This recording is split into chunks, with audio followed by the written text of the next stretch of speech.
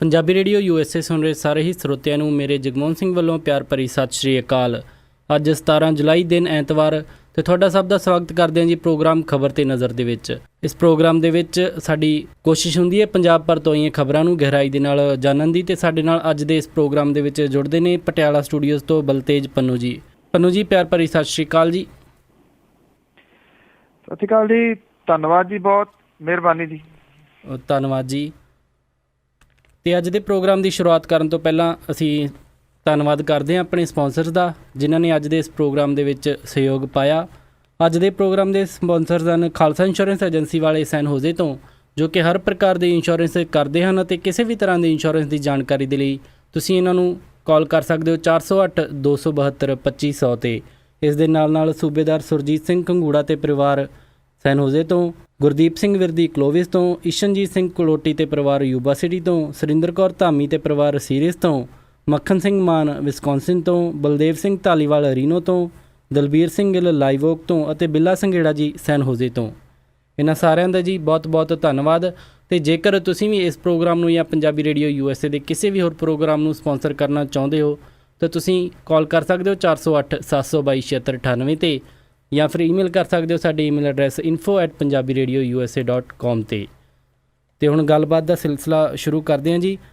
ਪੰਨੂ ਜੀ, ਸਭ ਤੋਂ ਪਹਿਲੀ ਜਿਹੜੀ ਖਬਰ ਆ ਰਹੀ ਹੈ, ਮੌਨਸੂਨ ਸੈਸ਼ਨ ਸ਼ੁਰੂ ਹੋਣ ਤੋਂ ਪਹਿਲਾਂ ਮੋਦੀ ਵਿਰੋਧੀ ਧਿਰ ਨੂੰ ਸ਼ਾਂਤ ਕਰਨ ਦੇ ਯਤਨਾਂ ਦੇ ਵਿੱਚ ਲੱਗੇ ਹੋਏ ਨੇ। ਜੀ, ਮੌਨਸੂਨ ਦਾ ਇਜਲਾਸ ਜਿਹੜਾ ਕਿ ਅੱਜ ਸ਼ੁਰੂ ਹੋ ਰਿਹਾ ਜੀ, ਵਿਰੋਧੀ ਧਿਰਾਂ ਜਿਹੜੀਆਂ ਨੇ ਜੀ ਉਹ ਹੱਥਾਂ ਤੇ ਥੁੱਕੀ ਫਿਰਦੀਆਂ ਨੇ ਮੋਦੀ ਹੋਰਾਂ ਦੀ ਜਿਹੜੀ ਸਰਕਾਰ ਹੈ ਉਹਨੂੰ ਘੇਰਨ ਦੇ ਵਾਸਤੇ ਜੀ। ਔਰ ਇਹ ਮੌਨਸੂਨ ਜਿਹੜਾ ਸੈਸ਼ਨ ਹੈ ਜੀ ਕਾਫੀ ਰੌਲੇ ਰੱਪੇ ਵਾਲਾ ਜਿਹੜਾ ਜੀ ਉਹ ਹੋਣ ਦੇ ਆਸਾਰ ਜਿਹੜੇ ਆ ਉਹ ਦੱਸੇ ਜਾ ਰਹੇ ਨੇ। ਸਪੀਕਰ ਸੁਮਿਤਰਾ ਮਹਾਜਨ ਦੀ ਅਗਵਾਈ ਦੇ ਹੇਠ ਸਰਬ ਪਾਰਟੀ ਬੈਠਕ ਜਿਹੜੀ ਆ ਉਹ ਸੱਦੀ ਸੀ। ਕਾਂਗਰਸ ਨੇ ਸਪਸ਼ਟ ਕਰਤਾ ਹੈ ਕਿ ਉਹ ਮੈਰਿਟ ਦੇ ਆਧਾਰ ਦੇ ਉੱਤੇ ਬਿੱਲਾਂ ਨੂੰ ਹਮਾਇਤ ਦੇਊਗੀ, ਪਰ GST ਤੇ ਉਹਨੇ ਕੋਈ ਭਰੋਸਾ ਨਹੀਂ ਦਿੱਤਾ ਜੀ। ਇਹਦੇ ਇਜਲਾਸ ਤੋਂ ਇੱਕ ਦਿਨ ਪਹਿਲਾਂ ਪ੍ਰਧਾਨ ਮੰਤਰੀ ਨਰਿੰਦਰ ਮੋਦੀ ਹੋਰਾਂ ਨੇ ਵਿਰੋਧੀ ਧਿਰਾਂ ਦੇ ਕੋਲ ਪਹੁੰਚ ਕੇ GST ਬਿੱਲ ਨੂੰ ਪਾਸ ਕਰਾਉਣ ਲਈ ਸਹਿਯੋਗ ਮੰਗਿਆ। ਉਹਨਾਂ ਸਾਰੀਆਂ ਸਹਿਯੋਗੀ ਪਾਰਟੀਆਂ ਨੂੰ ਰਿਕੁਐਸਟ ਕੀਤੀ ਹੈ ਕਿ ਅਹਿਮ ਮਸਲਿਆਂ ਤੇ ਕੌਮੀ ਹਿੱਤਾਂ ਨੂੰ ਸਭ ਤੋਂ ਉੱਪਰ ਜਿਹੜਾ ਜੀ ਉਹ ਰੱਖਿਆ ਜਾਵੇ। ਪ੍ਰਧਾਨ ਮੰਤਰੀ ਨੇ ਕਿਹਾ ਕਿ ਅਸੀਂ ਲੋਕਾਂ ਤੇ ਪਾਰਟੀਆਂ ਦੀ ਨੁਮਾਇੰਦਗੀ ਕਰਦੇ ਹਾਂ, ਕੌਮੀ ਹਿੱਤਾਂ ਨੂੰ ਬਾਕੀ ਨਾਲੋਂ ਉੱਪਰ ਜਿਹੜਾ ਜੀ ਉਹ ਰੱਖਣ ਦੀ ਲੋੜ ਹੈ। GST ਬਿੱਲ ਬਾਰੇ ਉਹਨਾਂ ਨੇ ਕਿਹਾ ਕਿ ਮੁੱਦਾ ਨਹੀਂ ਹੈ ਬਿੱਲ ਕਿਹੜੀ ਸਰਕਾਰ ਲੈ ਕੇ ਆਉਂਦੀ ਹੈ, ਬਲਕਿ ਇਸ ਬਿੱਲ ਨੂੰ ਪਾਸ ਕਰਵਾਉਣਾ ਮਹੱਤਵਪੂਰਨ ਹੈ। ਉਹਨਾਂ ਆਸ ਜਤਾਈ ਹੈ ਕਿ ਬਿੱਲ ਦੇ ਅਰਥਪੂਰਨ ਬਹਿਸ ਹੋਏਗੀ, ਢੁਕਵੇਂ ਨਤੀਜੇ ਨਿਕਲਣਗੇ। ਕਸ਼ਮੀਰ ਦਾ ਮੁੱਦਾ ਸੰਸਦ 'ਚ ਉੱਠਣ ਦੀ ਸੰਭਾਵਨਾ ਨੂੰ ਵੇਖਦਿਆਂ ਉਹਨਾਂ ਨੇ ਸਿਆਸੀ ਪਾਰਟੀਆਂ ਵੱਲੋਂ ਇਸ ਮੁੱਦੇ ਤੇ ਇੱਕ ਸੁਰ 'ਚ ਬੋਲਣ ਦੀ ਸ਼ਲਾਘਾ ਕੀਤੀ, ਉਹਨਾਂ ਦਾ ਧੰਨਵਾਦ ਕੀਤਾ। ਜਿਉਂ ਸਰਕਾਰ ਬਣੀ ਹੈ 2 ਸਾਲ ਤੋਂ ਉੱਪਰ ਹੋ ਗਏ ਨੇ, ਇਹ ਪਹਿਲੀ ਵਾਰੀ ਆ ਜਦੋਂ ਨਰਿੰਦਰ ਮੋਦੀ ਹੋਰਾਂ ਦੀ ਸੁਰ ਨੀਵੀਂ ਹੋਈ ਆ। ਉਹਨਾਂ ਨੇ ਵਿਰੋਧੀ ਧਿਰ ਜਿਹੜੀ ਆ ਜੀ ਉਹਦੀ ਅਹਿਮੀਅਤ ਜਿਹੜੀ ਆ ਜੀ ਉਹਨੂੰ ਸਮਝਿਆ ਤੇ ਮਹਿਸੂਸ ਕੀਤਾ ਕਿ ਬਿਨਾਂ ਵਿਰੋਧੀ ਧਿਰ ਨੂੰ ਨਾਲ ਲਏ ਤੋਂ ਕੋਈ ਵੀ ਬਿੱਲ ਜਿਹੜਾ ਜੀ ਉਹ ਰਾਜ ਸਭਾ ਦੇ ਵਿੱਚ ਕਮ ਸੇ ਕਮ ਪਾਸ ਕਰਾਉਣਾ ਬਹੁਤ ਔਖਾ ਜੀ। ਬਿਲਕੁਲ ਲੱਗਦਾ ਸਮਾਂ ਪੈ ਕੇ ਉਹਨਾਂ ਨੂੰ ਸਮਝ ਜਿਹੜੀ ਆ ਗਈ ਹੈ ਵੀ ਇੱਕ ਰਾਜ ਨੂੰ ਗਵਰਨ ਕਰਨਾ ਤੇ ਬਾਅਦ ਦੇ ਵਿੱਚ ਪੂਰੇ ਦੇਸ਼ ਨੂੰ ਜਿਹੜਾ ਚਲਾਉਣਾ, ਉਸ ਦੇ ਵਿੱਚ ਫਰਕ ਹੁੰਦਾ। ਤੇ ਅਗਲੀ ਖਬਰ ਜਿਹੜੀ ਆ ਰਹੀ ਹੈ ਜੀ, ਮਿੱਤਲ ਤੋਂ ਬਾਅਦ ਹੁਣ ਸਾਂਪਲਾ ਵੀ ਅਕਾਲੀ ਦਲ ਤੋਂ ਹੋਏ ਔਖੇ।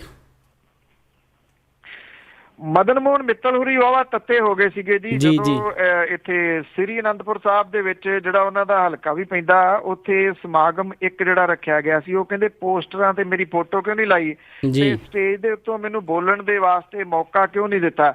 ਤੱਤੇ ਹੋਏ ਮਦਨ ਮੋਹਨ ਮਿੱਤਲ ਹੋਰੀ ਜਿਹੜੇ ਸੀਗੇ ਜੀ ਸਮਾਗਮ ਚੋਂ ਨਿਕਲ ਗਏ ਸੀਗੇ। ਇਹੋ ਜਿਹਾ ਕੁਛ ਵਰਤਾਰਾ ਜਿਹੜਾ ਜੀ ਉਹ ਹੁਣ ਬਟਾਲੇ ਦੇ ਵਿੱਚ ਹੋ ਗਿਆ, ਜਿੱਥੇ ਬਾਬਾ ਨਾਮਦੇਵ ਯੂਨੀਵਰਸਿਟੀ ਕਾਲਜ ਦਾ ਉਦਘਾਟਨ ਸਮਾਗਮ ਸੀਗਾ। ਇੱਥੇ ਜਿਹੜੇ ਸੀਗੇ ਜੀ ਕੇਂਦਰੀ ਮੰਤਰੀ ਜਿਹੜੇ ਸੁਰੇਸ਼ ਪ੍ਰਭੂ ਜਿਹੜੇ ਰੇਲਵੇ ਮੰਤਰੀ ਨੇ ਉਹ ਆਏ ਹੋਏ ਸੀਗੇ, ਤੇ ਇੱਥੇ ਰਾਜ ਮੰਤਰੀ ਤੇ ਭਾਰਤੀ ਜਨਤਾ ਪਾਰਟੀ ਪੰਜਾਬ ਇਕਾਈ ਦੇ ਪ੍ਰਧਾਨ ਵਿਜੇ ਸੰਪਲਾ ਜਿਹੜੇ ਸੀਗੇ ਜੀ ਉਹਨਾਂ ਨੂੰ ਵੀ ਅਕਾਲੀ ਦਲ ਨੇ ਜਿਹੜਾ ਜੀ ਚਿੱਤਰ ਨਿਕਾਲਾ ਦੇ ਦਿੱਤਾ। ਅਕਾਲੀ ਦਲ ਨੇ ਉਹਨਾਂ ਦੀ ਕਿਸੇ ਬੋਰਡ ਦੇ ਵਿੱਚ ਜਿਹੜੀ ਹੈ ਜੀ ਫੋਟੋ ਨਹੀਂ ਲਾਈ, ਨਾ ਉਹਨਾਂ ਨੂੰ ਸਟੇਜ ਤੋਂ ਜਿਹੜਾ ਜੀ ਉਹ ਬੁਲਾਇਆ।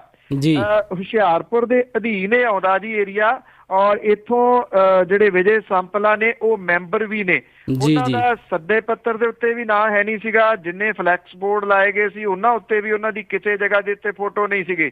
ਵਿਜੇ ਸਾਂਪਲਾ ਹੋਰੀ ਜਿਹੜੇ ਨੇ ਜੀ ਉਹ ਨਾਰਾਜ਼ ਹੋ ਗਏ ਨੇ ਅਕਾਲੀ ਦਲ ਦੇ ਨਾਲ, ਕਹਿੰਦੇ ਕੋਈ ਧਰਮ ਨਹੀਂ ਹੈ ਜਿਹੜਾ ਗੱਠ ਜੋੜਦਾ, ਉਹ ਨਿਭਾ ਰਹੇ ਨੇ। ਪਰ ਨਾਲ ਦੀ ਨਾਲ ਭਾਰਤੀ ਜਨਤਾ ਪਾਰਟੀ ਵਾਲੇ ਜਿਹੜੇ ਪਿਛਲੇ ਤਕਰੀਬਨ 5 ਸਾਲਾਂ ਤੋਂ ਕੁੱਟ ਵੀ ਖਾ ਰਹੇ ਨੇ ਤੇ ਇਹ ਵੀ ਕਹੀ ਜਾਂਦੇ ਨੇ ਕਿ ਗੱਠ ਜੋੜ ਨਿਭਾਉਣਾ ਜਿਹੜਾ ਸਾਡਾ ਧਰਮ ਹੈ, ਅਸੀਂ ਉਹਨੂੰ ਉਸੇ ਤਰੀਕੇ ਦੇ ਨਾਲ ਜਿਹੜਾ ਜੀ ਨਿਭਾਉਂਦੇ ਰਵਾਂਗੇ। ਕੁਝ ਵੈਸੇ ਚਰਚਾ ਇਸ ਗੱਲ ਦੀ ਵੀ ਪੰਜਾਬ ਦੇ ਵਿੱਚ ਵਾਹਵਾ ਜਿਹੜੀ ਹੈ ਜੀ ਉਹ ਚੱਲ ਰਹੀ ਆ ਕਿ ਵੱਖ-ਵੱਖ ਸ਼ਹਿਰਾਂ ਦੇ ਵਿੱਚ ਲੱਗੀਆਂ ਵੱਡੀਆਂ ਫਲੈਕਸਸ ਜਿਹਦੇ ਵਿੱਚ ਜ਼ਿਕਰ ਕੀਤਾ ਗਿਆ ਪੰਜਾਬ ਦੇ ਵਿੱਚ ਮੁਹਾਲੀ ਏਅਰਪੋਰਟ ਦਾ, ਪੰਜਾਬ ਦੇ ਵਿੱਚ ਬਣੀਆਂ ਵੱਖਰੀਆਂ ਨਵੀਆਂ ਜਿਹੜੀਆਂ ਜੀ ਬਿਲਡਿੰਗਾਂ ਦਾ, ਕਈ ਕੁਝ ਦਾ ਜ਼ਿਕਰ ਜਿਹੜਾ ਜੀ ਕੀਤਾ ਗਿਆ, ਪਰ ਕਿਸੇ ਵੀ ਫਲੈਕਸ ਦੇ ਵਿੱਚ ਭਾਰਤੀ ਜਨਤਾ ਪਾਰਟੀ ਦਾ ਨਾਮ ਸ਼ਾਮਲ ਨਹੀਂ ਹੈ। ਸਾਰੀਆਂ ਇਹ ਫਲੈਕਸ ਜਿਹੜੀਆਂ ਜੀ ਉਹ ਅਕਾਲੀ ਦਲ ਦੀ ਤਰਫੋਂ ਜਿਹੜੀਆਂ ਜੀ ਉਹ ਲਾਈਆਂ ਗਈਆਂ ਨੇ। ਭਾਰਤੀ ਜਨਤਾ ਪਾਰਟੀ ਵਾਲੇ ਮਹਿਸੂਸ ਇਹ ਕਰਦੇ ਨੇ ਕਿ ਜਿੰਨਾ ਵੀ ਪ੍ਰੋਜੈਕਟ ਦਾ ਜ਼ਿਕਰ ਇਹਨਾਂ ਫਲੈਕਸ ਦੇ ਵਿੱਚ ਕੀਤਾ ਜਾ ਰਿਹਾ ਉਹ ਸਾਰੇ ਪ੍ਰੋਜੈਕਟ ਤਾਂ ਕੇਂਦਰ ਦੇ ਨੇ ਤੇ ਕੇਂਦਰ ਦੀ ਸਰਕਾਰ ਦੇ ਫੰਡਾਂ ਦੇ ਨਾਲ ਜਿਹੜੇ ਆ ਜੀ ਉਹ ਪ੍ਰੋਜੈਕਟ ਲੱਗੇ ਆ। ਉਹਦੇ ਵਿੱਚੋਂ ਜਿਹੜਾ ਜੀ ਬੀਜੇਪੀ ਉਹਨਾਂ ਦੇ ਨਾਮ ਜਿਹੜੇ ਨੇ ਜਾਂ ਉਹਨਾਂ ਦੀ ਕਾਰਗੁਜ਼ਾਰੀ ਇਉਂ ਗਾਇਬ ਕਰ ਦਿੱਤੀ ਗਈ ਹੈ ਜੀ ਜਿਵੇਂ ਗਧੇ ਦੇ ਸਿਰ ਤੋਂ ਸਿੰਘ। ਜੀ ਬਿਲਕੁਲ, ਸੱਤਾ ਦੇ ਵਿੱਚ ਵੀ ਇਹ ਬਣੇ ਰਹਿਣਾ ਚਾਹੁੰਦੇ ਨੇ, ਤਾਂ ਹੀ ਜਿਹੜਾ ਗੱਠ ਜੋੜ ਵੀ ਨਹੀਂ ਤੋੜਦੇ। ਤੇ ਅਗਲੀ ਖਬਰ ਜਿਹੜੀ ਆਈ ਹੈ ਜੀ, ਕੇਜਰੀਵਾਲ, ਅਰਵਿੰਦ ਕੇਜਰੀਵਾਲ ਜੀ ਹਰਿਮੰਦਰ ਸਾਹਿਬ ਪਹੁੰਚੇ।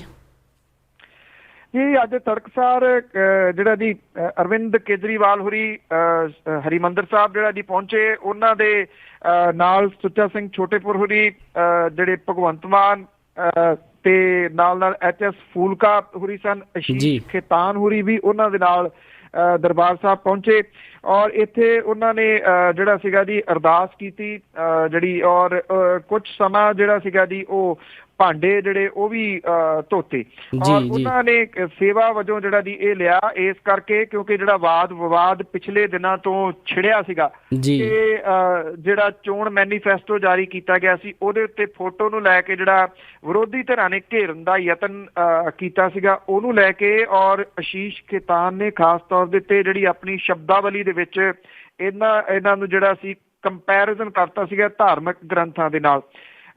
ਉੱਥੇ ਕਿਸੇ ਕਿਸਮ ਦੀ ਕੋਈ ਮਾੜੀ ਘਟਨਾ ਜਿਹੜੀ ਹੈ ਜੀ ਉਹ ਨਹੀਂ ਵਾਪਰੀ। ਉਂਝ ਵੈਸੇ ਅਜੇ ਅਰਵਿੰਦ ਕੇਜਰੀਵਾਲ ਹੋਰੀ ਕੁਝ ਸਮਾਂ ਹੋਰ ਪੰਜਾਬ ਦੇ ਵਿੱਚ ਨੇ, ਕੋਈ ਸਿਆਸੀ ਬਿਆਨ ਉਹਨਾਂ ਨੇ ਅਜੇ ਤੱਕ ਜਿਹੜਾ ਜੀ ਸੋ ਫਾਰ ਜਾਰੀ ਨਹੀਂ ਕੀਤਾ। ਉਮੀਦ ਹੈ ਉਹ ਪ੍ਰੈਸ ਕਾਨਫਰੰਸ ਜਿਹੜੀ ਹੈ ਜੀ ਉਹਨੂੰ ਸੰਬੋਧਨ ਕਰਨਗੇ, ਉਹਦੇ ਵਿੱਚ ਅਕਾਲੀ ਦਲ ਤੇ ਕਾਂਗਰਸ ਨੂੰ ਘੇਰਨ ਦਾ ਯਤਨ ਜਿਹੜਾ ਜੀ ਉਹ ਕਰਨਗੇ। ਵੈਸੇ ਜਿਹੜੇ ਪੰਜਾਬ ਦੇ ਸਿੱਖਿਆ ਮੰਤਰੀ ਨੇ ਦਲਜੀਤ ਸਿੰਘ ਚੀਮਾ ਹੋਰਾਂ ਨੇ ਰਾਤੀ ਇੱਕ ਬਿਆਨ ਜਾਰੀ ਕੀਤਾ ਸੀਗਾ ਕਿ ਦਰਬਾਰ ਸਾਹਿਬ ਮੱਥਾ ਟੇਕਣਾ ਅਰਵਿੰਦ ਕੇਜਰੀਵਾਲ ਦਾ ਇੱਕ ਡਰਾਮਾ ਆ। ਉਹ ਮੱਥਾ ਟੇਕਣ ਨੂੰ ਉਹਨਾਂ ਨੇ ਡਰਾਮਾ ਜਿਹੜਾ ਜੀ ਕਿਉਂ ਕਿਹਾ, ਇਹ ਤਾਂ ਸ਼ਾਇਦ ਚੀਮਾ ਸਾਹਿਬ ਵੀ ਜਾਣਨ। ਸ਼ਾਇਦ ਹੋ ਸਕਦਾ ਜੀ ਇਹ ਬਿਆਨ ਵੀ ਆਉਣ ਵਾਲੇ ਦਿਨਾਂ ਦੇ ਵਿੱਚ ਚਰਚਿਤ ਹੋ ਜਾਏ ਵੀ ਮੱਥਾ ਟੇਕਣ ਨੂੰ ਡਰਾਮਾ ਕਿਵੇਂ ਕਿਹਾ ਜਾ ਸਕਦਾ ਜੀ। ਜੀ ਇਹ ਆਪਣੇ ਹਿਸਾਬ ਦੇ ਨਾਲ ਜਿਹੜਾ ਡਰਾਮਾ, ਕਿਸੇ ਦਾ ਡਰਾਮਾ ਬਣਾਈ ਜਾਂਦੇ ਨੇ। ਤੇ ਅਗਲੀ ਖਬਰ ਜਿਹੜੀ ਆਈ ਹੈ ਜੀ, ਪੰਜਾਬ ਦੇ ਵਿੱਚ ਵਿਕਾਸ ਦੇ ਨਾਮ ਦੇ ਉੱਤੇ 9 ਲੱਖ ਪਿਛਲੇ 5 ਸਾਲਾਂ ਦੇ ਵਿੱਚ ਰੁੱਖਾਂ ਤੇ ਘੁਆੜਾ ਚੱਲਿਆ। ਅਕਸਰ ਜਿਹੜੀ ਚੀਜ਼ ਦਾ ਚਰਚਾ ਚੱਲਦਾ ਨਾ ਜੀ, ਜ਼ਿਕਰ ਚੱਲਦਾ, ਉਹ ਇਹ ਹੈ ਕਿ ਪੰਛੀ ਮੁੱਕ ਗਏ। ਪੰਛੀ ਕਿੱਧਰ ਗਏ? ਅਸਲ 'ਚ ਪੰਛੀਆਂ ਦੇ ਟਿਕਾਣੇ ਜਿਹੜੇ ਆ ਨਾ ਜੀ ਉਹ ਮਕਾ ਲਏ, ਤਕੜੇ ਹੋ ਕੇ ਮਕਾ ਲਏ। ਸਰਕਾਰਾਂ ਨੇ ਇਹਦੇ ਵੱਲ ਧਿਆਨ ਨਹੀਂ ਦਿੱਤਾ।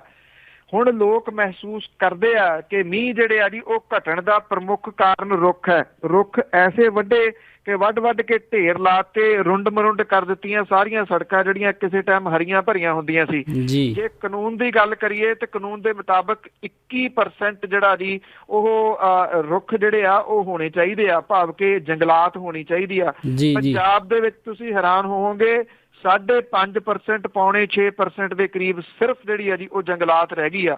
ਪੰਜਾਬ ਦੇ ਵਿੱਚ 5 ਸਾਲਾਂ 'ਚ ਵਿਕਾਸ ਕਾਰਜ ਜਿਹੜੇ ਨੇ ਜੀ ਉਹਨਾਂ ਦਾ ਘੁਆੜਾ ਰੁੱਖਾਂ ਦੇ ਉੱਤੇ ਚੱਲਿਆ। 9 ਲੱਖ ਰੁੱਖ ਜਿਹੜੇ ਨੇ ਸਰਕਾਰੀ ਕਾਗਜ਼ਾਂ ਦੇ ਵਿੱਚ ਵੱਢੇ ਗਏ ਨੇ।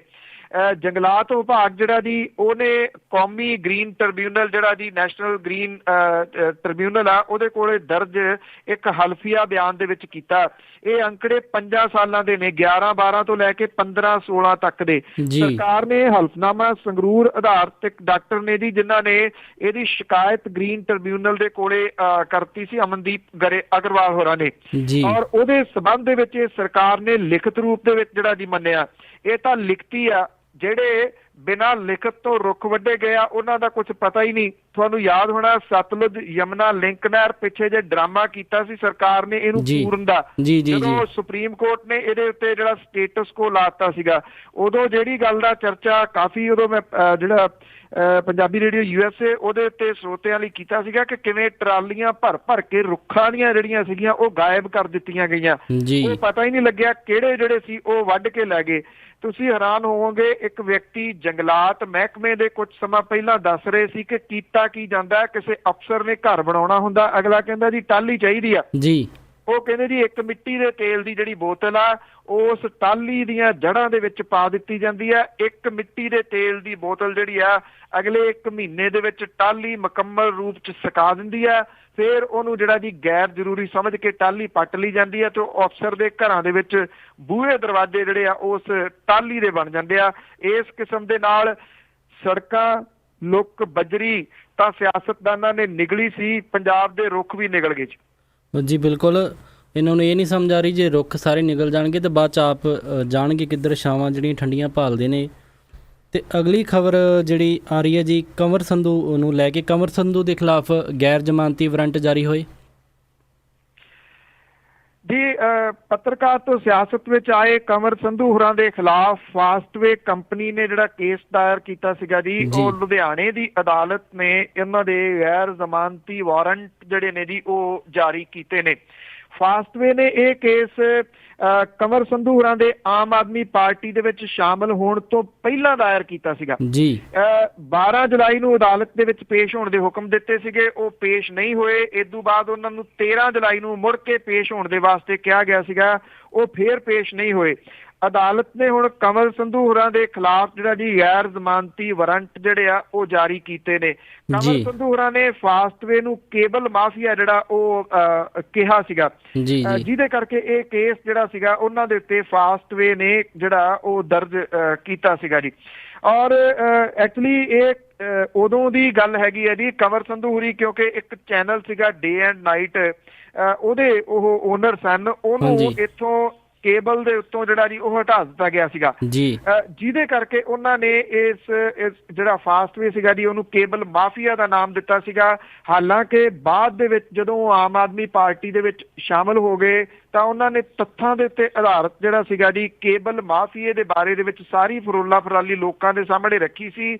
ਉਸ ਮਾਮਲੇ ਦੇ ਵਿੱਚ ਕੇਬਲ ਕੰਪਨੀ ਨੇ ਕੋਈ ਕੇਸ ਨਹੀਂ ਕੀਤਾ, ਇਹ ਪੁਰਾਣਾ ਕੇਸ ਹੈ, ਉਹਦੇ ਵਿੱਚ ਉਹਨਾਂ ਦੇ ਨਾਨ ਬੇਲੇਬਲ ਵਾਰੰਟ ਜਿਹੜੇ ਆ ਜੀ ਉਹ ਜਾਰੀ ਹੋਏ ਨੇ।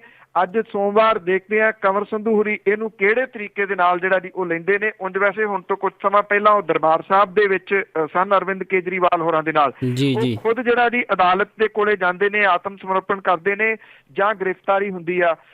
ਦੋਨਾਂ ਦੇ ਵਿੱਚੋਂ ਇੱਕ ਚੀਜ਼ ਉਹਨਾਂ ਨੂੰ ਕਰਨੀ ਪੈਣੀ ਹੈ ਜੀ ਟੈਕਨੀਕਲੀ।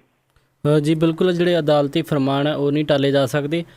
ਤੇ ਅਗਲੀ ਖਬਰ ਜਿਹੜੀ ਆ ਰਹੀ ਹੈ ਜੀ, ਕਾਲੇ ਪੀਲੀਏ ਨੂੰ ਲੈ ਕੇ, ਕਾਲੇ ਪੀਲੀਏ ਦੀ ਭਰਮਾਰ ਹੋਈ ਤੇ ਪਰਮਾਹਿਰਾਂ ਦੀ ਜਿਹੜੀ ਘਾਟ ਹੋਈ ਪਈ ਹੈ।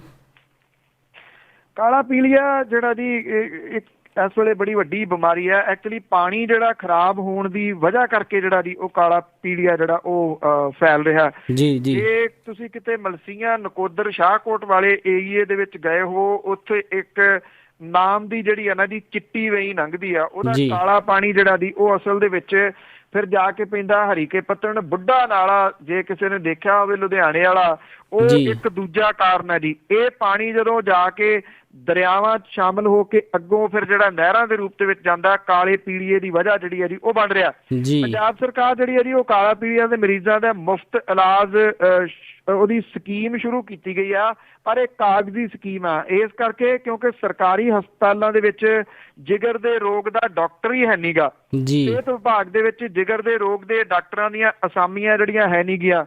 ਜਿਹੜੇ ਪੇਟ ਦੇ ਰੋਗਾਂ ਦੇ ਮਾਹਰ ਡਾਕਟਰਾਂ ਨੂੰ ਕਾਲੇ ਪੀਲੀਏ ਦਾ ਇਲਾਜ ਕਰਨ ਦੇ ਵਿੱਚ ਮੁਹਾਰਤ ਹਾਸਲ ਹੁੰਦੀ ਹੈ, ਪਰ ਸਰਕਾਰੀ ਮੈਡੀਕਲ ਕਾਲਜ ਤੇ ਹਸਪੀਟਲ ਫਰੀਦਕੋਟ ਨੂੰ ਛੱਡ ਕੇ ਰਾਜ ਦੇ ਸਾਰੇ ਹਸਪਤਾਲਾਂ ਦੇ ਜਿਹੜੇ ਪੇਟ ਰੋਗਾਂ ਦੇ ਮਾਹਰ ਡਾਕਟਰਾਂ ਤੋਂ ਵੀ ਵਾਂਝੇ ਨੇ ਜੀ।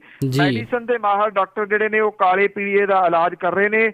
ਪੰਜਾਬ ਸਰਕਾਰ ਨੇ ਕਾਲੇ ਪੀਲੀਏ ਦੇ ਮਰੀਜ਼ਾਂ ਦੇ ਮੁਫਤ ਇਲਾਜ ਲਈ ਮੁੱਖ ਮੰਤਰੀ ਰਾਹਤ ਫੰਡ ਦੇ ਵਿੱਚੋਂ 20 ਕਰੋੜ ਰੁਪਏ ਜਿਹੜੇ ਆ ਜੀ ਉਹ ਰੱਖੇ ਹੋਏ ਨੇ। ਇੱਕ ਜਿਹੜਾ ਸਰਵੇਖਣ ਆ ਉਹ ਇਹ ਦੱਸਦਾ ਹੈ ਕਿ ਰਾਜ ਦੇ ਵਿੱਚ ਜਿਗਰ ਦੀਆਂ ਬਿਮਾਰੀਆਂ ਤੋਂ ਪੀੜਤ ਮਰੀਜ਼ਾਂ ਦੀ ਗਿਣਤੀ 3.29% ਹੈ।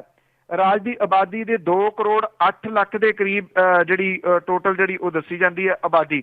ਜੀ ਮੁੱਖ ਮੰਤਰੀ ਪੰਜਾਬ ਜਿਹੜਾ ਜੀ ਹੈਪੇਟਾਈਟਿਸ ਸੀ ਰਿਲੀਫ ਫੰਡ ਤਹਿਤ ਮਰੀਜ਼ਾਂ ਦਾ ਸਰਕਾਰੀ ਹਸਪਤਾਲਾਂ ਦੇ ਵਿੱਚ ਇਲਾਜ ਜਿਹੜਾ ਜੀ ਉਹ ਸ਼ੁਰੂ ਕੀਤਾ ਗਿਆ, ਪਰ ਅੰਕੜੇ ਜਿਹੜੇ ਆ ਜੀ ਕੁਝ ਹੋਰ ਬੋਲਦੇ ਨੇ।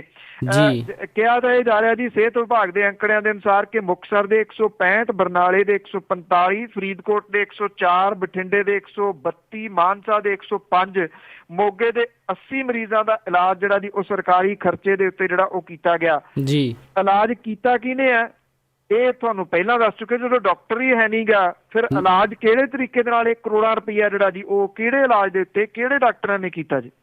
ਜੀ ਬਿਲਕੁਲ, ਲੱਗਦਾ ਕੋਈ ਕਾਗਜ਼ੀ ਡਾਕਟਰ ਆਏ ਜਿਹੜੇ ਇਲਾਜ ਕਰਕੇ ਜਾਂਦੇ ਰਹੇ।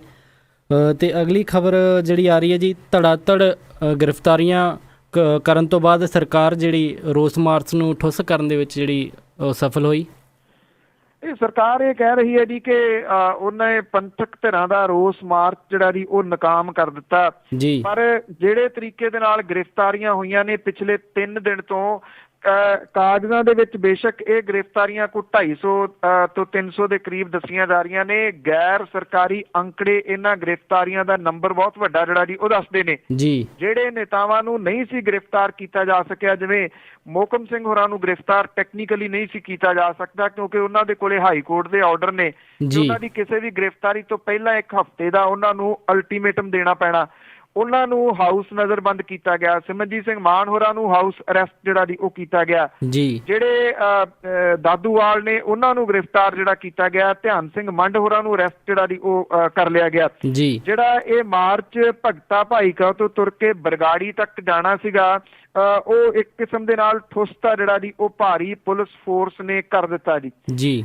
ਇਹ ਲੋਕ ਜਿਹੜੇ ਸਨ ਕੋਈ ਹਿੰਸਾ ਫੈਲਾਉਣ ਨਹੀਂ ਸਨ ਜਾ ਰਹੇ, ਨਾ ਕਿਰਪਾਨਾਂ ਨਾ ਬੰਦੂਕਾਂ ਦੇ ਨਾਲ ਸਨ, ਨਾ ਇਹਨਾਂ ਨੇ ਕੋਈ ਤੋੜ-ਫੋੜ ਕਰਨੀ ਸੀ। ਇਹਨਾਂ ਦਾ ਸਿਰਫ ਮਕਸਦ ਇਹ ਸੀਗਾ ਕਿ ਗੁਰੂ ਗ੍ਰੰਥ ਸਾਹਿਬ ਦੀ ਹੋਈ ਬੇਅਦਬੀ ਵਾਲੇ ਮਾਮਲੇ ਦੇ ਵਿੱਚ ਸਰਕਾਰ ਢਿੱਲੀ ਕਿਉਂ ਚੱਲ ਰਹੀ ਆ, ਉਹਦੇ ਦੋਸ਼ੀ ਅਜੇ ਤੱਕ ਗ੍ਰਿਫਤਾਰ ਜਿਹੜੇ ਜੀ ਕਿਉਂ ਨਹੀਂ ਕੀਤੇ ਗਏ, ਤੇ ਜੋਰਾ ਸਿੰਘ ਕਮਿਸ਼ਨ ਦੀ ਰਿਪੋਰਟ ਕੀ ਕਹਿੰਦੀ ਆ ਇਹਦੇ ਬਾਰੇ ਕੁਝ ਦੱਸੋ।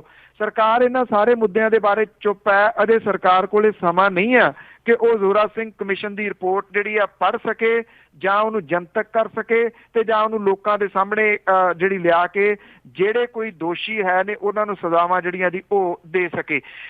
ਇਹ ਲੋਕਾਂ ਦੇ ਜਿਹੜੇ ਆਮ ਲੋਕਾਂ ਦੇ ਹੱਕ ਹਾਸਲ ਨੇ ਸੰਵਿਧਾਨ ਦੇ ਮੁਤਾਬਕ ਉਹਨਾਂ ਦੇ, ਇਹ ਉਹਨਾਂ ਹੱਕਾਂ ਦੇ ਉੱਤੇ ਡਾਕਾ ਹੈ। ਔਰ ਉਦੋਂ ਵੱਡੀ ਬਦਕਿਸਮਤੀ ਇਹ ਆ ਕਿ ਉਹ ਅਕਾਲੀ ਦਲ ਜਿਹੜਾ ਕਿ ਇਹ ਪ੍ਰਚਾਰਦਾ ਹੈ ਕਿ ਸਭ ਤੋਂ ਵੱਧ ਮਨੁੱਖੀ ਹੱਕਾਂ ਦੇ ਵਾਸਤੇ ਉਹਨੇ ਲੜਾਈਆਂ ਲੜੀਆਂ ਨੇ। ਐਮਰਜੈਂਸੀ ਦੇ ਵਿੱਚ ਮੋਹਰੀ ਹੋ ਕੇ ਭੂਮਿਕਾ ਨਿਭਾਉਣ ਦੀ ਗੱਲ ਪ੍ਰਕਾਸ਼ ਸਿੰਘ ਬਾਦਲ ਹੋਰੀ ਆਪਣੇ ਹਰ ਬਿਆਨ ਦੇ ਵਿੱਚ ਜਿਹੜਾ ਜੀ ਉਹ ਕਹਿੰਦੇ ਨੇ। ਤੇ ਫਿਰ ਇਹ ਐਮਰਜੈਂਸੀ ਕਿਹੋ ਜਿਹੀ ਹੈ ਜਿਹੜੀ ਕਿ ਪੰਜਾਬ ਦੇ ਵਿੱਚ ਇੰਨੀ ਲਾ ਦਿੱਤੀ ਗਈ ਹੈ ਕਿ ਕੋਈ ਰੋਸ ਮਾਰਚ ਵੀ ਜਿਹੜਾ ਜੀ ਉਹ ਨਹੀਂ ਕੱਢ ਸਕਦਾ। ਜੀ ਬਿਲਕੁਲ, ਲੋਕਤੰਤਰ ਦੇ ਵਿੱਚ ਰੋਸ ਮਾਰਚ ਜਿਹੜਾ ਕੱਢਣ ਦਾ ਅਧਿਕਾਰ ਹਰੇਕ ਨੂੰ ਹੁੰਦਾ। ਇਹ ਜਿਹੜੇ ਸਾਰੇ ਅਧਿਕਾਰ ਲੋਕਾਂ ਦੇ ਖੋਹ ਰਹੇ ਨੇ ਹੌਲੀ ਹੌਲੀ। ਤੇ ਅਗਲੀ ਖਬਰ ਜਿਹੜੀ ਆਈ ਹੈ ਜੀ, ਸ਼੍ਰੀਨਗਰ ਬਾਂਦੀਪੁਰਾ ਦੇ ਨੇੜੇ ਭੀੜ ਨੇ ਫੌਜ ਦੇ ਕੈਂਪ ਦੇ ਉੱਤੇ ਜਿਹੜਾ ਹਮਲਾ ਕੀਤਾ। ਜੀ ਇਹ ਐਕਚੁਅਲੀ ਜਿਹੜਾ ਬਾਂਦੀਪੁਰ ਜ਼ਿਲ੍ਹੇ ਦੇ ਵਿੱਚ ਇੱਕ ਫੌਜੀ ਕੈਂਪ ਹੈ ਜੀ, ਜਿਹਦੇ ਅੰਦਰ ਜਬਰੀ ਵੜਨ ਦੀ ਕੋਸ਼ਿਸ਼ ਕੀਤੀ ਗਈ, ਜਿਹਦੇ ਕਰਕੇ ਜਿਹੜੇ ਸੁਰੱਖਿਆ ਦਸਤੇ ਨੇ ਉਹਨਾਂ ਨੇ ਗੋਲੀਆਂ ਚਲਾਤੀਆਂ ਨੇ। 3 ਜਾਣੇ ਇਹਦੇ ਨਾਲ ਜ਼ਖਮੀ ਹੋਏ ਦੱਸੇ ਜਾਂਦੇ ਨੇ। ਕੇਂਦਰ ਦੀ ਸਰਕਾਰ ਨੇ ਵਾਦੀ ਦੇ ਵਿੱਚ ਅਮਨ ਕਾਨੂੰਨ ਦੀ ਸਥਿਤੀ ਬਰਕਰਾਰ ਰੱਖਣ ਦੇ ਵਾਸਤੇ CRPF ਦੇ 2000 ਹੋਰ ਜਵਾਨ ਜਿਹੜੇ ਨੇ ਜੀ ਉਹ ਉੱਥੇ ਤਾਇਨਾਤ ਕਰ ਦਿੱਤੇ ਨੇ। ਪ੍ਰਦਰਸ਼ਨਕਾਰੀਆਂ ਨੇ ਬਾਂਦੀਪੁਰਾ ਦੇ ਅਜਸ ਫੌਜੀ ਕੈਂਪ ਦੇ ਵਿੱਚ ਜਿਹੜੀ ਆ ਜੀ ਉਹ ਵੜਨ ਦੀ ਕੋਸ਼ਿਸ਼ ਕੀਤੀ ਸੀ, ਜਿਹਦੇ ਕਰਕੇ ਉਹਨਾਂ ਨੇ ਗੋਲੀ ਚਲਾਉਣੀ ਪਈ। ਹਿਜ਼ਬੁਲ ਕਮਾਂਡਰ ਬੁਰਹਾਨ ਵਾਨੀ ਦੀ ਜਿਹੜੀ ਹੱਤਿਆ ਸੀ, ਉਦੋਂ ਪਿੱਛੋਂ ਵਾਦੀ ਦੇ ਵਿੱਚ ਜਿਹੜਾ ਚੱਲ ਰਹੇ ਜਿਹੜੇ ਪ੍ਰਦਰਸ਼ਨ ਨੇ ਉਹ ਲਗਾਤਾਰ ਹਿੰਸਕ ਹੋ ਰਹੇ ਨੇ। ਕਰਫਿਊ ਜਿਹੜਾ ਜੀ ਉਹ ਜਾਰੀ ਹੈ। ਇੰਟਰਨੈਟ ਟੈਲੀਫੋਨ ਦੀਆਂ ਸੇਵਾਵਾਂ ਪਹਿਲਾਂ ਹੀ ਬੰਦ ਸੀਗੀਆਂ, ਹੁਣ ਉੱਥੋਂ ਜਿਹੜਾ ਜੀ ਉਹ ਚੈਨਲ ਜਿਹੜੇ ਨੇ TV ਚੈਨਲ ਉਹ ਵੀ ਬੰਦ ਕਰ ਦਿੱਤੇ ਗਏ ਨੇ। TV ਚੈਨਲਾਂ ਦਾ ਪ੍ਰਸਾਰਣ ਜਿਹੜਾ ਜੀ ਉਹ ਬੰਦ ਕਰ ਦਿੱਤਾ ਗਿਆ। ਹੁਣ ਤੱਕ ਹਿੰਸਾ ਦੇ ਦੌਰਾਨ 39 ਮੌਤਾਂ ਜਿਹੜੀਆਂ ਹੋ ਚੁੱਕੀਆਂ ਨੇ। 3160 ਤੋਂ ਵੱਧ ਲੋਕ ਜਿਹੜੇ ਨੇ ਉਹ ਜ਼ਖਮੀ ਹੋਏ ਨੇ। ਵਾਦੀ ਦੇ 10 ਜ਼ਿਲ੍ਹਿਆਂ ਦੇ ਵਿੱਚ ਹੀ ਇਸ ਵੇਲੇ ਹਾਲਾਤ ਜਿਹੜੇ ਨੇ ਜੀ ਉਹ ਬੇਹੱਦ ਗੰਭੀਰ ਰੂਪ ਜਿਹੜਾ ਜੀ ਉਹ ਧਾਰਨ ਕਰ ਚੁੱਕੇ ਨੇ।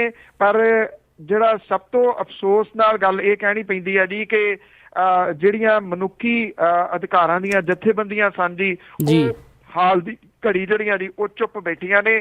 ਜਿੰਨੀ ਜ਼ੋਰਦਾਰ ਆਵਾਜ਼ ਉੱਠਣੀ ਚਾਹੀਦੀ ਸੀ ਉਹ ਉੱਠ ਨਹੀਂ ਰਹੀ।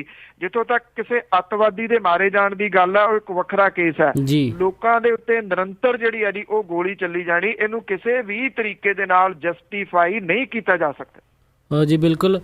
ਤੇ ਇੱਕ ਖਬਰ ਇਹ ਵੀ ਆ ਰਹੀ ਹੈ ਜੀ, ਦਿੱਲੀ ਦੇ ਵਿੱਚ ਵੀ ਕੋਈ ਜਿਹੜੇ ਕਸ਼ਮੀਰੀ ਨੌਜਵਾਨ ਉਹਨਾਂ ਨੂੰ ਵੀ ਗ੍ਰਿਫਤਾਰ ਕੀਤਾ ਗਿਆ। ਗ੍ਰਿਫਤਾਰੀਆਂ ਤਾਂ ਕਾਫੀ ਜਗ੍ਹਾ ਦੇ ਉੱਤੇ ਜਿਹੜੀਆਂ ਦੀ ਹੋਈਆਂ ਨੇ। ਬਿਲਕੁਲ ਜਿਹੜੀ ਦਿੱਲੀ ਦੀ ਗ੍ਰਿਫਤਾਰੀ ਤੁਸੀਂ ਗੱਲ ਕਰ ਰਹੇ ਹੋ, ਇਹ ਕਿਹਾ ਜਾ ਰਿਹਾ ਜੀ ਕਿ ਉਹ ਰੋਸ ਪ੍ਰਦਰਸ਼ਨ ਜਾਂ ਇਸ ਤਰ੍ਹਾਂ ਦਾ ਕੁਝ ਜਿਹੜਾ ਦੀ ਲਾਮਬੰਦ ਕਰਨ ਦੀ ਕੋਸ਼ਿਸ਼ ਜਿਹੜੀ ਉਹ ਕਰ ਰਹੇ ਸਨ। ਥਾਂ ਥਾਂ ਦੇ ਉੱਤੇ ਗ੍ਰਿਫਤਾਰੀਆਂ ਹੋਈਆਂ ਨੇ ਜੀ। ਗ੍ਰਿਫਤਾਰੀਆਂ ਦੀ ਗਿਣਤੀ ਤਾਂ ਦੱਸੀ ਹੀ ਨਹੀਂ ਜਾ ਰਹੀ ਕਿ ਜੰਮੂ ਕਸ਼ਮੀਰ ਦੇ ਵਿੱਚੋਂ ਕਿੰਨੇ ਕੁ ਲੋਕ ਨੇ ਜਿਨ੍ਹਾਂ ਨੂੰ ਗ੍ਰਿਫਤਾਰ ਕੀਤਾ ਗਿਆ ਜੀ। ਜੀ ਬਹੁਤ ਬਹੁਤ ਧੰਨਵਾਦ ਜੀ। ਤੇ ਜਾਣ ਤੋਂ ਪਹਿਲਾਂ ਜੀ ਅੱਜ ਦਾ ਅੱਜਨਾਮਾ ਕਿ ਕੇਜਰੀਵਾਲ ਪੰਜਾਬ ਵਿੱਚ ਆਉਣ ਲੱਗਾ, ਕਿਹਾ ਕਿਸੇ ਕੁਝ ਸੰਭਲ ਕੇ ਰਹੀ ਬੇਲੀ। ਜੀ ਕੇਜਰੀਵਾਲ ਪੰਜਾਬ ਵਿੱਚ ਆਉਣ ਲੱਗਾ, ਕਿਹਾ ਕਿਸੇ ਕੁਝ ਸੰਭਲ ਕੇ ਰਹੀ ਬੇਲੀ। ਜਦ ਵੀ ਬੋਲਿਆ ਅਕਲ ਦੇ ਨਾਲ ਬੋਲੀ, ਹੁਣ ਕੋਈ ਪਾਪ ਵਾੜਾ ਨਾ ਬਹੀ ਬੇਲੀ। ਜੀ ਜਿਹੜੀ ਗੱਲ ਦਾ ਕੋਈ ਨਾ ਵਾਸਤਾ ਹੀ, ਬਿਨਾਂ ਲੋੜ ਤੋਂ ਉਹਨੂੰ ਨਾ ਕਹੀਂ ਬੇਲੀ। ਜੇ ਕੋਈ ਕਰੇ ਵਿਰੋਧ ਤਾਂ ਕਰਨ ਦੇਵੀਂ, ਖੇਡ ਇਹੋ ਜਿਹੀ ਹੱਸ ਕੇ ਸਹੀ ਬੇਲੀ। ਜੀ ਅਗਲੀ ਗੱਲ ਕੇ ਥੋੜਾ ਕੁ ਫਰਕ ਰੱਖੀ, ਵੱਖਰਾ ਦਿੱਲੀ ਤੋਂ ਬਹੁਤ ਪੰਜਾਬ ਬੇਲੀ। ਜੀ ਅਗਲੀ ਗੱਲ ਕੇ ਥੋੜਾ ਕੁ ਫਰਕ ਰੱਖੀ, ਵੱਖਰਾ ਦਿੱਲੀ ਤੋਂ ਬਹੁਤ ਪੰਜਾਬ ਬੇਲੀ। ਉੱਥੇ ਟੱਕਰ ਹੈ ਮੋਦੀ ਦੇ ਨਾਲ ਰਹਿੰਦੀ, ਨਹੀਂ ਉਹ ਧਿਰਾਂ ਦਾ ਇੱਥੇ ਹਿਸਾਬ ਬੇਲੀ। ਜੀ ਜੀ ਬਹੁਤ ਬਹੁਤ ਧੰਨਵਾਦ ਜੀ। ਅੱਜ ਦੇ ਦਿਨ ਲਈ ਤੁਸੀਂ ਸਾਡੇ ਨਾਲ ਜੁੜੇ ਤੇ ਸਾਨੂੰ ਇਹਨਾਂ ਸਾਰੀਆਂ ਖਬਰਾਂ ਤੋਂ ਜਾਣੂ ਕਰਵਾਇਆ। ਤੇ ਇੱਕ ਵਾਰੀ ਫਿਰ ਤੁਹਾਨੂੰ ਪਿਆਰ ਭਰੀ ਸਤਿ ਸ਼੍ਰੀ ਅਕਾਲ ਤੇ ਬਹੁਤ ਬਹੁਤ ਧੰਨਵਾਦ। ਬੜੀ ਮਿਹਰਬਾਨੀ ਜੀ, ਧੰਨਵਾਦ ਜੀ। ਔਰ ਸਤਿ ਸ਼੍ਰੀ ਅਕਾਲ ਜੀ ਸੁਣਦੇ ਸਾਰੇ ਸਰੋਤਿਆਂ ਨੂੰ। ਥੈਂਕ ਯੂ ਜੀ ਧੰਨਵਾਦ। ਤੇ ਸਰੋਤੇ ਸਨ ਬਲਤੇਜ ਪੰਨੂ ਜੋ ਸਾਡੇ ਨਾਲ ਜੁੜਦੇ ਨੇ ਅੱਜ ਦੇ ਦਿਨ ਪਟਿਆਲਾ ਸਟੂਡੀਓਜ਼ ਤੋਂ ਪ੍ਰੋਗਰਾਮ ਖਬਰ ਤੇ ਨਜ਼ਰ ਦੇ ਵਿੱਚ। ਤੇ ਇਸੇ ਦੇ ਨਾਲ ਅੱਜ ਦਾ ਇਹ ਪ੍ਰੋਗਰਾਮ ਖਬਰ ਤੇ ਨਜ਼ਰ ਇੱਥੇ ਹੀ ਸਮਾਪਤ ਕਰਦੇ ਹਾਂ। ਮੈਨੂੰ ਵੀ ਦਿਓ ਇਜਾਜ਼ਤ। ਮੇਰੇ ਵੱਲੋਂ ਤੁਹਾਨੂੰ ਸਭ ਨੂੰ ਪਿਆਰ ਭਰੀ ਨਿੱਘੀ ਜਿਹੀ ਸਤਿ ਸ਼੍ਰੀ ਅਕਾਲ ਤੇ ਤੁਸੀਂ ਸੁਣਦੇ ਰਹੋ ਪੰਜਾਬੀ ਰੇਡੀਓ USA।